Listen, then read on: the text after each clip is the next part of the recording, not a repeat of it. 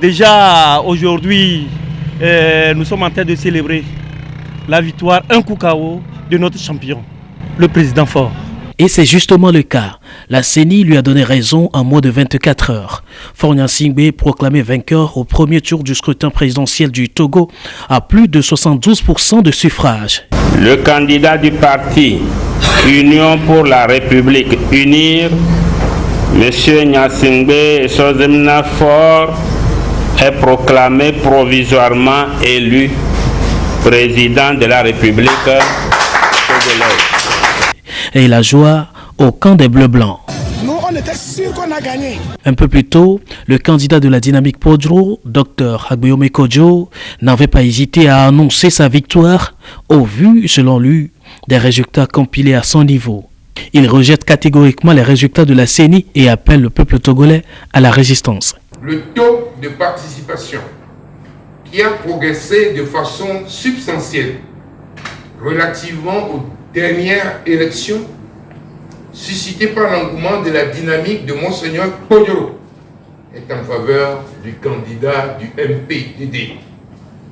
Il est indéniable que cette élection est gagnée par le candidat du MPDD, le docteur Agbeome Mensah Kodjo.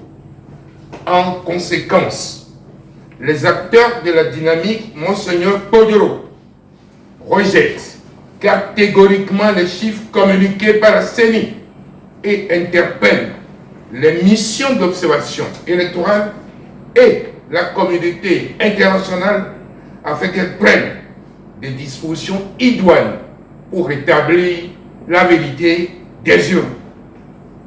Il lance un appel vibrant aux populations togolaises à se mobiliser pour manifester leur désapprobation face à cette mascarade électorale et à défendre leur suffrage. Résistance, l'heure n'est plus à cela, diront le proclamé vainqueur du scrutin du 22 février 2020. Aujourd'hui, ce qui est important pour notre pays, c'est de retrousser les manches pour travailler pour le développement. Il n'est plus, n'a pas du temps pour faire ce qui va nous retarder. J'entends quelqu'un dire qu'il conteste. Il y a les voies les plus autorisées, les plus légales pour poser des recours. J'entends également ce candidat dire l'appel des gens à la mobilisation, à la résistance. Ça ne sert à rien, on n'a pas besoin de ça. Pas besoin de ça. La Cour constitutionnelle est là, qui a validé d'abord sa candidature. S'il a un recours à faire, qui s'adresse à la Cour constitutionnelle. Dans les rues de Lomé ce lundi, les sentiments restent mitigés au regard des résultats de ce scrutin. Ici, en plus de son désintéressement à la vie politique du Togo, il n'attendait en réalité rien de ces élections. On est Togolais, on est toujours dans le Togo. Donc, le problème du Togo, on le connaît tous. Donc, résultat, il n'y a pas résultat, il n'y a pas résultat. Il y a toujours les mêmes problèmes. Donc, c'est comme ça.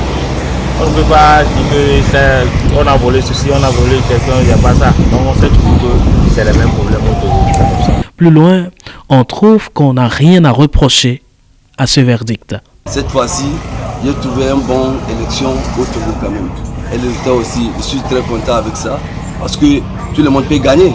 Et celui qui est gagné, moi, quand je suis très d'accord avec ça. Les résultats qu'on a donnés, comme c'est la CENI aussi qui a proclamé les résultats, donc on accepte ça comme ça. Je m'y attendais. C'est un jeune président et je suis sûr et certain que il y a beaucoup de choses dans la tête. J'en suis sûr que il va poursuivre ce qu'il a déjà débuté. Peut-être qu'il n'a pas encore terminé. Ici, on se désole à fond. La déception et la colère sont lisibles à vue.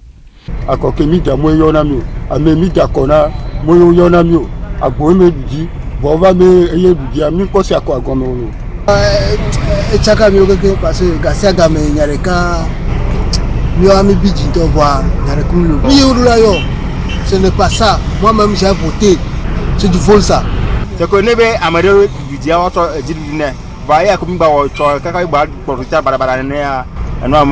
Et l'opposition togolaise a pour l'heure du mal à digérer ce résultat au regard de l'enjeu que représente ce scrutin qui devra rimer avec l'alternance selon elle au Togo. Pendant ce temps, Le parti au pouvoir et ses militants savourent en douce ce qu'il appelle leur un coup KO.